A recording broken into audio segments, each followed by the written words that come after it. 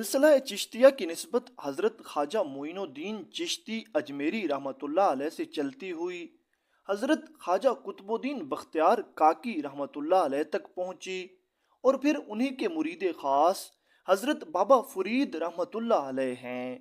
जब हज़रत कुतुबुद्दीन बख्तियार काकी रहमतुल्लाह अलैह का विसाल हुआ तो सिलसिला चिश्तिया की सरबराही हज़रत बाबा फरीद रहमतुल्लाह अलैह को मिली। दोस्तों, आज के इस वाक़ये की तरफ बढ़ते हैं। रिवायत में आता है कि एक मर्तबा हज़रत बाबा फरीद रहमतुल्लाह अलैह के दिल में ख्याल गुज़रा, काफ़ी अरसा बीत गया है, मैंने अपने पीरो मुर्शिद की ज़ियारत नहीं की। आपके मुर्शिद हज़रत ख्वाजा कुतुबुद्दीन बख्तियार काकी रहमतुल्लाह अलैह थे। हज़रत बाबा फरीद रहमतुल्लाह अलैह ने सोचा कि इतना वक्त गुज़र गया है, क्यों ना अपने पीरो मुर्शिद की ज़ियारत की जाए, उनकी बारगाह में हाज़री दी जाए और खिदमत का शर्फ हासिल किया जाए। इसी ख्याल के साथ आपने इरादा किया कि मैं अपने पीरो मुर्शिद की ज़ियारत के लिए जाऊंगा। चुनाचे एक दिन हज़रत बाबा फरीद रहमतुल्लाह अलैह अकेले ही अपने मुर्शिद हज़रत ख्वाजा कुतुबुद्दीन बख्तियार काकी रहमतुल्लाह अलैह से मुलाकात के लिए सफ़र पर रवाना हो गए। ये उस ज़माने की बात है जब लोग ज़्यादातर पैदल सफ़र करते थे। रास्ते तवील और दुश्वार गुजार होते, कभी जंगलों में रात गुजारनी पड़ती और कभी मुख्तलिफ इलाकों को अबूर करके मंजिल तक पहुंचना पड़ता। इसी तरह हज़रत बाबा फरीद रहमतुल्लाह अलैह भी अपने मुर्शिद की मोहब्बत और तड़प दिल में लिए अपने इलाके से रवाना हुए और चलते चलते एक जंगल में दाखिल हुए।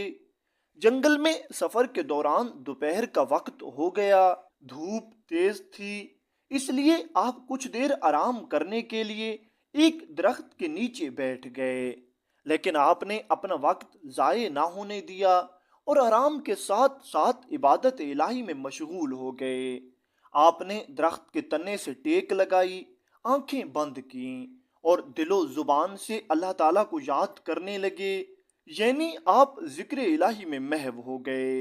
अभी कुछ ही वक्त गुजरा था कि अचानक जंगल से एक जंगली कौवा उड़ता हुआ आया और उसी दरख्त की शाख पर बैठ गया जिसके नीचे हज़रत बाबा फरीद रहमतुल्लाह अलैह आराम फरमा रहे थे।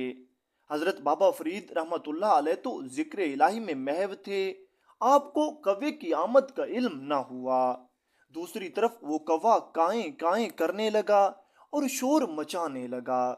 जब उसकी आवाज़ें बार बार बुलंद हुईं तो हज़रत बाबा फरीद रहमतुल्लाह अलैह ने आंखें खोलीं और कौवे की तरफ देखा जो मुसलसल शोर मचा रहा था और लगातार काएं काएं किए जा रहा था। हज़रत बाबा फरीद रहमतुल्लाह अलैह ने एक बार फिर अपनी आंखें बंद कर लीं और याद इलाही में महव हो गए। लेकिन दूसरी तरफ वो कौवा था कि मुसलसल शोर मचाए जा रहा था। हज़रत बाबा फरीद रहमतुल्लाह अलैह ने दोबारा आंखें खोलीं और उस कौवे की तरफ देखा, मगर सब्र किया और फिर आंखें बंद करके अल्लाह ताला के जिक्र में मशगूल हो गए। लेकिन कौवा भी अपनी धुन में बराबर काएं काएं करता रहा। इस बार हज़रत बाबा फरीद रहमतुल्लाह अलैह ने आंखें खोलीं और फरमाने लगे, ऐ शोर करने वाले काले कौवे, तू मर क्यों नहीं जाता? मैं अपने अल्लाह को याद कर रहा हूँ और तू मुसलसल आवाज़ करके मुझे तंग कर रहा है। तेरी काएं काएं की आवाज़ से मेरा ध्यान बट जाता है और मैं अपने रब को सही तरह से याद नहीं कर पाता। कहा जाता है कि जैसे ही हज़रत बाबा फरीद रहमतुल्लाह अलैह की ज़ुबान से ये अल्फाज निकले, वो कौवा जो दरख्त की शाख पर बैठकर शोर मचा रहा था अचानक तड़पने लगा और ज़मीन पर गिरकर दम तोड़ दिया। इसके बाद हज़रत बाबा फरीद रहमतुल्लाह अलैह तो दोबारा जिक्र इलाही में मशगूल हो गए। काफ़ी देर तक अल्लाह ताला को याद करते रहे, साथ में अपने दिल में पीरो मुर्शिद हज़रत ख्वाजा कुतुबुद्दीन बख्तियार काकी की याद भी बसी हुई थी। जब आपने इबादत से कुछ सुकून महसूस किया तो अपने सफ़र की तैयारी की, लेकिन जैसे ही वहाँ से उठने लगे आपकी नज़र उस मुर्दा कौवे पर पड़ी। हज़रत बाबा फरीद रहमतुल्लाह अलैह ने जब कौवे की ये हालत देखी تو دل ہی دل میں خود سے مخاطب ہوئے، اے فرید، یہ تو نے کیا کیا؟ یہ تو بالکل غلط ہوا۔ اگر تو اپنی زبان میں اپنے اللہ کو یاد کر رہا تھا تو یہ پرندہ بھی اپنی زبان میں اپنے رب کو یاد کر رہا تھا۔ تیرا کیا حق بنتا تھا کہ تو اسے اتنی سخت سزا دیتا اور اس کی جان لے لیتا؟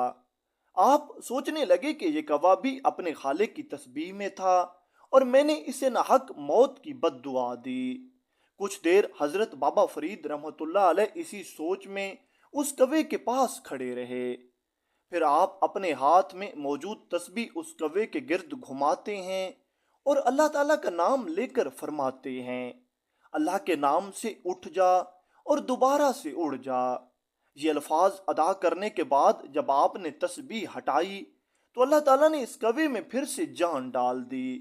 وہی کوا جو زمین پر پڑا تھا زندہ ہو گیا، پروں کو پھڑپھڑاتے ہوئے اڑا اور دوبارہ اسی درخت کی شاخ پر جا بیٹھا۔ کچھ دیر وہ پھر سے کائیں کائیں کرتا رہا اور پھر جنگل کی طرف اڑ گیا۔ ادھر حضرت بابا فرید اپنے مرشد کی ملاقات کے شوق میں سفر دوبارہ شروع کر دیتے ہیں۔ آپ جنگل سے گزرے اور ایک بستی کے قریب پہنچے۔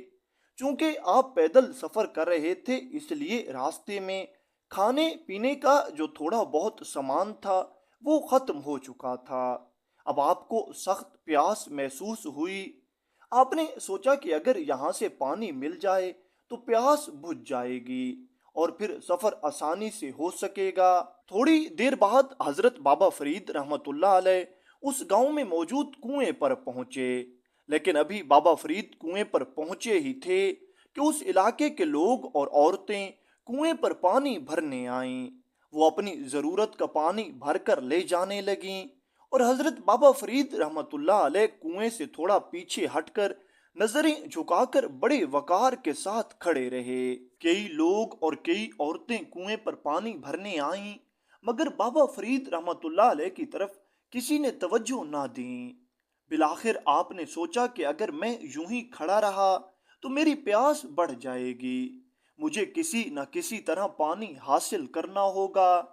اسی دوران آپ نے نگاہ اٹھائی تو دیکھا کنویں پر ایک با پردہ اور با حیا نوجوان لڑکی پانی بھر رہی تھی۔ حضرت بابا فرید رحمۃ اللہ علیہ نے دل میں سوچا کہ اگر میں خاموش رہا تو شاید یہ لڑکی مجھے پانی نہ پلائے اور اپنا پانی بھرنے کے بعد رسی اور ڈول بھی ساتھ لے جائے، تب میں پیاس نہیں بجھا پاؤں گا۔ لیکن آخر کار صبر نہ رہا اور آپ نے نرمی سے کہا، بیٹی میں بھی پیاسا ہوں، مجھے بھی پانی پلا دو۔ میں کافی دیر سے یہاں کھڑا ہوں مگر مجھے کسی نے پانی نہیں دیا۔ اس نوجوان لڑکی نے یہ سنا تو وہ ادب سے کہنے لگی، فرید جی آپ پریشان نہ ہوں، میں دوسری عورتوں کی طرح یہ نہیں کروں گی کہ آپ کو پانی نہیں پلاؤں گی۔ میں پہلے اپنے گھر کا پانی بھر لوں، اس کے بعد آپ کو پانی دوں گی، لیکن آپ صبر کریں۔ غصے میں آ کر، جلال میں آ کر آپ مجھے بھی اس کوے کی طرح سزا دے دیں۔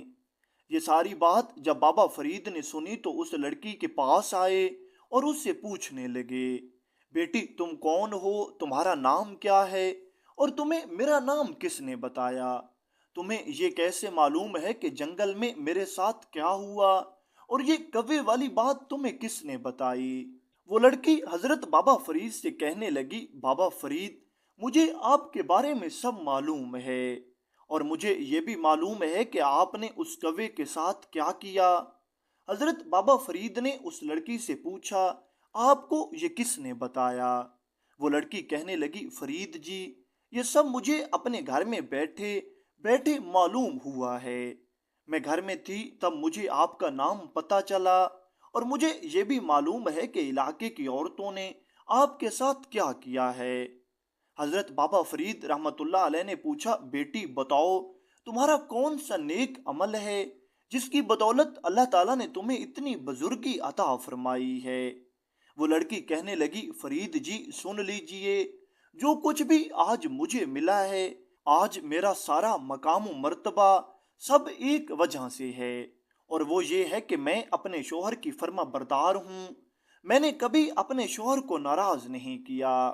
اس کا نتیجہ یہ ہوا کہ اللہ تعالیٰ مجھ سے راضی ہوا اور مجھ پر فضل فرما دیا۔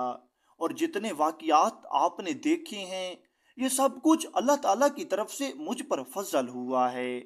یہ سن کر حضرت بابا فرید رحمۃ اللہ علیہ اس لڑکی کی نیکی اور شوہر کی خدمت گزاری سے بے حد متاثر ہوئے۔ آپ نے اس کے برتن سے پانی پیا اور دل سے دعائیں دیں، اور پھر آپ وہاں سے چل دیے اور اپنے سفر کو جاری رکھا۔ آخر کار اپنے پیر و مرشد حضرت خواجہ قطب الدین بختیار کاکی کے پاس پہنچے۔ کافی عرصے تک ان کی خدمت میں رہے، ان سے علم و فیض حاصل کرتے رہے، اور پھر کافی عرصے بعد اپنے مرشد کی اجازت سے اپنے علاقے میں واپس لوٹ آئے۔